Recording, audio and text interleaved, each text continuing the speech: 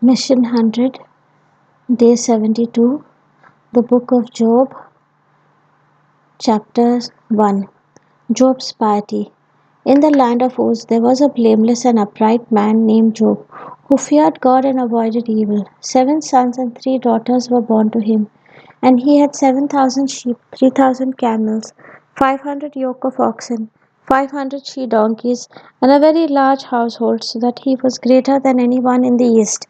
His sons used to take turns giving feasts, sending invitations to their 3 sisters, and to eat and drink with them.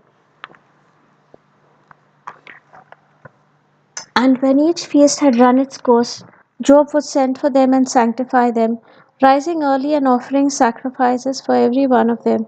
For Job said, "It may be that my children have sinned and cursed God in their hearts." Job did this habitually. The interview between the Lord and Satan. One day, when the sons of God came to present themselves before the Lord, the Satan also came among them. The Lord said to Satan, Where have you been?" Then the Satan answered the Lord and said, "Roaming the earth and patrolling it." The Lord said to Satan, "Have you noticed my servant Job? There is no one on earth like him, blameless and upright, fearing God and avoiding evil." The Satan answered the Lord and said, Is it for nothing that Job is God fearing? Have you not surrounded him and his family and all that he has with your protection? You have blessed the work of his hands, and his livestock are spread over the land. But now put forth your hand and touch all that he has, and surely he will curse you to your face. The Lord said to Satan, "Very well, all that he has is in your power, only do not lay a hand upon him." So the Satan went forth from the presence of the Lord. The first trial. One day, when his sons and daughters were eating and drinking wine in the house of their eldest brother, a messenger came to Job and said, "The oxen were plowing and the donkey grazing beside them, and the Sabaeans carried them off in a raid. They put the servants to the sword, and I alone have escaped to tell you." He was still speaking when another came and said, "God's fire has fallen from heaven and struck the sheep and the servants and consumed them. I alone have escaped to tell you." He was still speaking when another came and said, "The Chaldeans formed 3 columns, seized the camels and carried them off, and put the servants to the sword. I alone have escaped to tell you." He was still speaking when another came and said, "Your sons and daughters were eating and drinking wine in the house of their eldest brother." And suddenly a great wind came from across the desert and smashed the 4 corners of the house. It fell upon the young people, and they are dead. I alone have escaped to tell you. Job's reaction. Then Job arose and tore his cloak and cut off his hair. He fell to the ground and worshipped. He said, "Naked I came from my mother's womb, and naked shall I go back there. The Lord gave, and the Lord has taken away. Blessed be the name of the Lord." In all this, Job did not sin, nor did he charge God with wrong. Job chapter 2. In the land of Uz, the second interview. One day, when the sons of God came to present themselves before the Lord, the Satan also came with them. The Lord said to Satan, "Where have you been?" Then the Satan answered the Lord and said, "Roaming the earth and patrolling it." The Lord said to Satan, "Have you noticed my servant Job? There is no one on earth like him, blameless and upright, fearing God and avoiding evil. He still holds fast to his innocence, although you incited me against him to ruin him for nothing." The Satan answered the Lord and said, "Skin for skin, all that a man has he will give for his life. But put forth your hand and touch his bone and flesh, then surely he will curse you to your face." And the Lord said to Satan, "He is in your power, only spare his life." The second trial. So the Satan went forth from the presence of the Lord and struck Job with severe boils from the soles of his feet to the crown of his head. Job's reaction. He took a potsherd to scrape himself as he sat among the ashes. Then his wife said to him, "Are you still holding to your innocence? Curse God and die." But he said to her, "You speak as foolish women do. We accept good things from God. Should we not accept evil?" Through all this, Job did not sin in what he said. Job's 3 friends. Now when 3 of Job's friends heard of all the misfortune that had come upon him, they set out each one from his own place: Eliphaz from Teman, Bildad from Shu, and so far from Namath. They met and journeyed together to give him sympathy and comfort. But when at a distance they lifted up their eyes and did not recognize him, they began to weep aloud. They tore their cloaks and threw dust into the air over their heads. Then they sat down upon the ground with him 7 days and 7 nights. But none of them spoke a word to him, for they saw how great was his suffering.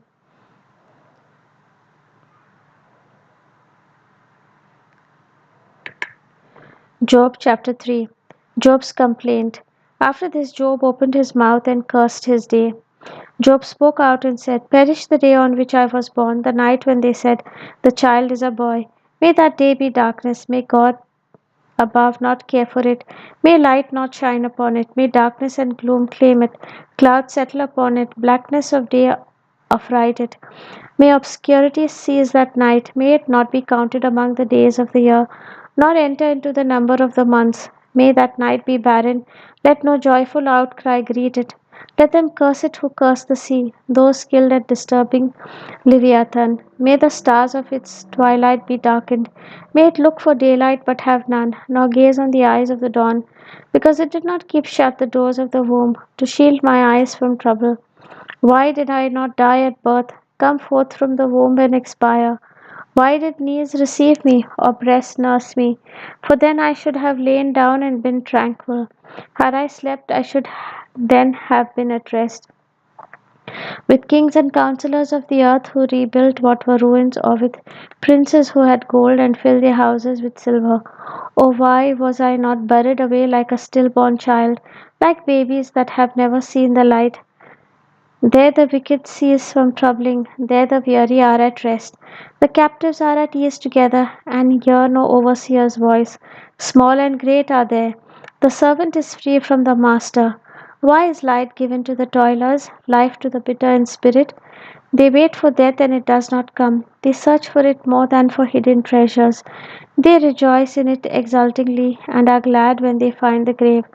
A man whose path is hidden from him, one whom God has hemmed in. For to me sighing comes more readily than food, my groans well forth like water. For what I feared overtakes me, what I dreaded comes upon me. I have no peace nor ease, I have no rest, for trouble has come. Job chapter 4. Eliphaz's first speech. Then Eliphaz the Temanite answered and said, if someone attempts a word with you, would you mind? How can anyone refrain from speaking? Look, you have instructed many and made firm their feeble hands. Your words have upheld the stumbler. You have strengthened faltering knees. But now that it comes to you, you are impatient. When it touches you, you are dismayed. Is not your piety a source of confidence, and your integrity of life your hope? Reflect now what innocent person perishes. Where are the upright destroyed? As I see it, those who by the breath of God they perish, and by the blast of his wrath they are consumed. Though the lion roars though the king of beasts cries out, yet the teeth of the young lions are broken. The old lion perishes for lack of prey, and the cubs of the lioness are scattered. A word was stealthily brought to me, my ear caught a whisper of it. In my thoughts during visions of the night, when deep sleep falls on mortals, fear came upon me and shuddering that terrified me to the bone. Then a spirit passed before me, and the hair of my body stood on end.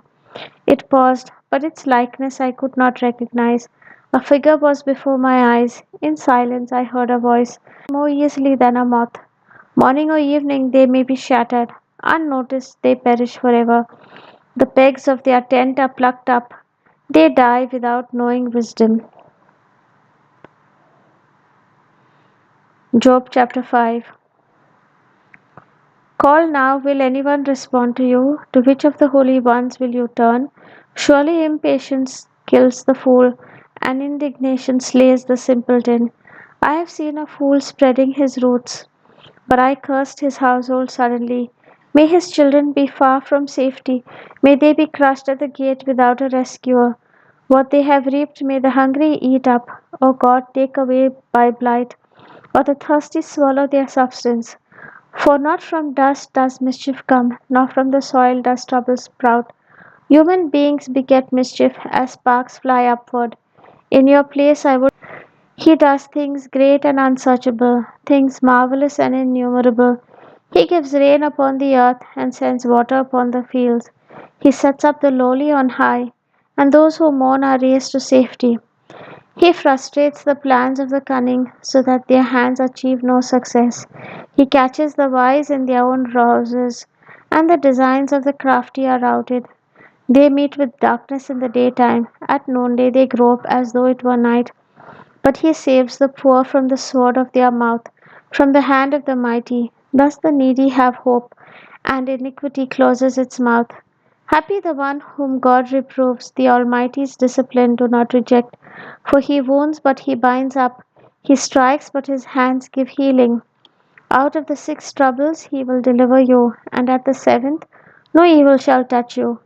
In famine he will deliver you from death, and in war from the power of the sword. From the scourge of the tongue you shall be hidden, and you shall not fear approaching ruin. At ruin and want you shall laugh. The beasts of the earth do not fear. With the stones of the field shall your covenant be, and the wild household you shall miss nothing. You shall know that your descendants are many, and your offspring like the grass of the earth. You shall approach the grave in full vigor, as a shock of grain comes in at its season. See, this we have searched out, so it is. This we have heard, and you should know.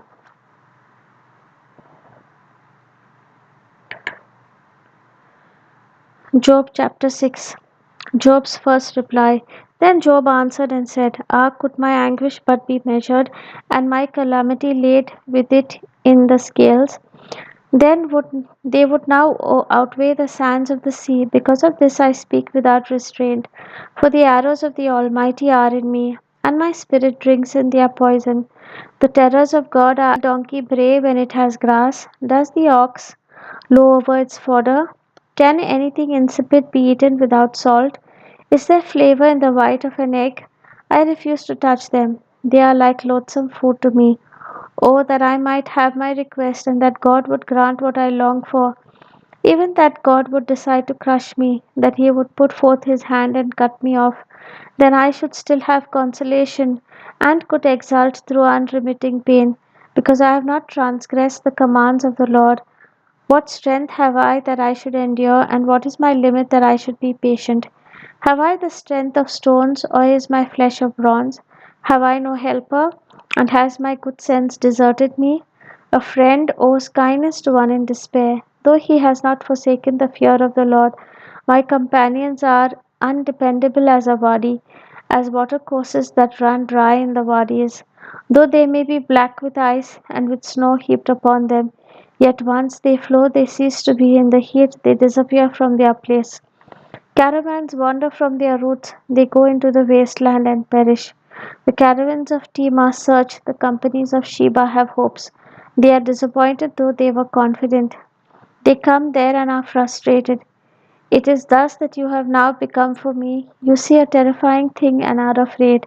Have I said, give me something, make a bribe on my behalf from your possessions, or deliver me from the hand of the enemy? Redeem me from oppressors. Teach me, and I will be silent. Make me understand how I have erred. How painful honest words can be, yet how unconvincing is your argument.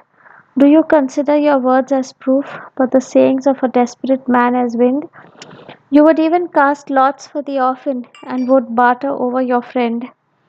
Come now, give me your attention. Surely I will not lie to your face. Think it over. Let there be no injustice. Think it over. I still am right. Is there insincerity on my tongue? Or cannot my taste discern falsehood? Job chapter 7. Is not life on earth a drudgery, its days like those of a hireling, like a slave who longs for the shade, a hireling who waits for wages? So I have been assigned months of futility, and troubled nights have been counted off for me. When I lie down, I say, when shall I arise? Then the night drags on. I am filled with restlessness until the dawn. My flesh is clothed with worms and scabs. My skin cracks and festers. My days are swifter than a weaver's shuttle. They come to an end without hope. Remember that my life is like the wind. My eye will not see happiness again. The eye that now sees me shall no more behold me. When your eye is on me, I shall be gone, as a cloud dissolves and vanishes. So whoever goes down to Sheol shall not come up. They shall not return home again. Their place shall know them no more. My own utterance I will not restrain. I will speak in the anguish of my spirit. I will complain in the bitterness of my soul. Am I the sea or the dragon that you place a watch over me? When I say, my bed shall comfort me, my couch shall ease my complaint, then you frighten me with dreams and terrify me with visions, so that I should prefer strangulation and death rather than my existence. I waste away, I will not live forever. Let me alone, for my days are but a breath. What are human beings that you make much of them, or pay them any heed? You observe them every morning and try them at every moment. How long before you look away from me and let me alone till I swallow my spit? If I sin, what do I do to you? O watcher of mortals, why have you made me your target? Why shall I be a burden for you? Why do you not pardon my offense or take away my guilt? For soon I shall lie down in the dust, and should you seek me, I shall be gone. Job chapter 8. Bildad's first speech. Bildad the Shuhite answered and said, how long will you utter such things? The words from your mouth are a mighty wind. Does God pervert judgment? Does the Almighty pervert justice? If your children have sinned against Him, and He has left them in the grip of their guilt, still, if you yourself have recourse to God and make supplication to the Almighty, should you be blameless and upright, surely now He will rouse Himself for you and restore your rightful home. Though your beginning was small, your future will flourish indeed. Inquire of the former generations. Pay attention to the experience of the ancestors, as we are but of yesterday and have no knowledge, because our days on earth are but a shadow. Will they not teach you and tell you and utter their words of understanding? Can the papyrus grow up without mire? Can the reed grass flourish without water? While it is yet green and uncut, it withers quicker than any grass. So is the end of everyone who forgets God. So shall the hope of the godless perish. His confidence is but a gossamer thread. His trust is a spider's house. He shall lean upon his house, but it shall not stand. He shall cling to it, but it shall not endure. He thrives in full sun, and over his garden his shoots go forth. About a heap of stones his roots are entwined. Among the rocks he takes hold. Yet if one tears him from his place, it will disown him. I have never seen you. There he lies rotting beside the road, and out of the soil another sprouts. Behold, God will not cast away the upright, neither will he take the hand of the wicked. Once more will he fill your mouth with laughter and your lips with rejoicing. Those who hate you shall be clothed with shame, and the tent of the wicked shall be no more. Job chapter 9. Job's second reply. Then Job answered and said, I know well that it is so, but how can anyone be in the right before God? Should one wish to contend with him, he could not answer him once in 1,000 times. God is wise in heart and mighty in strength. Who has withstood him and remained whole? He removes the mountains before they know it. He overturns them in his anger. He shakes the earth out of its place, and the pillars beneath it tremble. He commands the sun, and it does not rise. He seals up the stars. He alone stretches out the heavens and treads upon the back of the sea. He made the Bear and Orion, the Pleiades and the constellations of the south. He does things great and unsearchable, things marvelous and innumerable. Should he come near me, I do not see him. Should he pass by, I am not aware of him. Should he seize me forcibly, who can resist? Who can say to him, what are you doing? He is God and he does not relent. The helpers of Rahab's bow beneath him. How then could I give him any answer or choose out arguments against him? Even though I were right, I could not answer, but should rather beg for what was due to me. If I appealed to him and he answered me, I could not believe that he would listen to me. With a storm he might overwhelm me and multiply my wounds for nothing. He would not allow me to draw beneath, but might fill me with bitter griefs. If it be a question of strength, he is mighty, or of judgment, who will call him to account? Though I were right, my own mouth might condemn me. Were I innocent, it might put me in the wrong. I am innocent, but I cannot know it. I despise my life. It is all one, therefore I say, both the innocent and the wicked he destroys. When the scourge slays suddenly, he scoffs at the despair of the innocent. The earth is given into the hands of the wicked. He covers the faces of its judges. If he is not he, who then is it? My days are swifter than a runner. They flee away, they see no happiness. They shoot by like skiffs of reed, like an eagle swooping upon its prey. If I say I will forget my complaining, I will lay aside my sadness and be of good cheer, then I am in dread of all my pains. I know that you will not hold me innocent. It is I who will be completely guilty. Why then should I strive in vain if I should wash myself with soap and cleanse my hands with lye? Yet you would plunge me in the ditch so that my garments would abhor me. For he is not a man like myself that I should answer him, that we should come together in judgment. Would that there were an arbiter between us, who could lay his hand upon us both and withdraw his rod from me, so that his terrors did not frighten me, that I might speak without being afraid of him. Since this is not the case with me, I loathe my life.